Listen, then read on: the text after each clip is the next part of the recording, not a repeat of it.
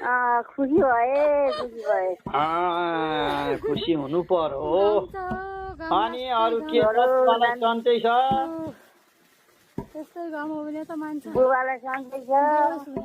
ए ल ल कहाँ यहाँ कहिले फोन अब टावर आउँदैन, कहिले यस्तो चर्चा आएको बेला कल गर्छु।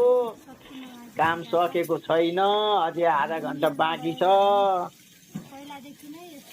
ए रातभरि नानी नेपालको 9-10 बजे सकिन्छ।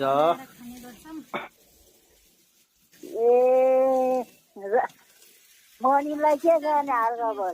मनिल ठिक छ, यसो हेलो हाई गर्छ, फेरि म पनि बिजी छु भन्छ। त्यही त हो नि, अब त्यस्तै हो, काम गर्छ, काममा बिजी हुन्छ होला नि। अब केटाकेटी मान्छे ठिकै छ। त्यही त। ल ल मम्मी खानासाना खानुभयो होला, ल ल आराम गर्नु, सुत्नुहोस्। म नि अब काम सक्छु अब एकछिनमा है।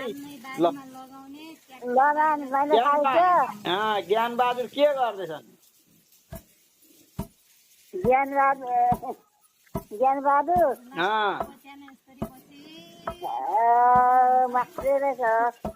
ए हिजो बाउ भन्दै हुनुहुन्थ्यो, ज्वाइँ र म त यहाँ बनाउँछौँ, यहीँ बस्छौँ, यहीँ खान्छौँ भन्दै हुनुहुन्थ्यो। हिजो भिडियो कल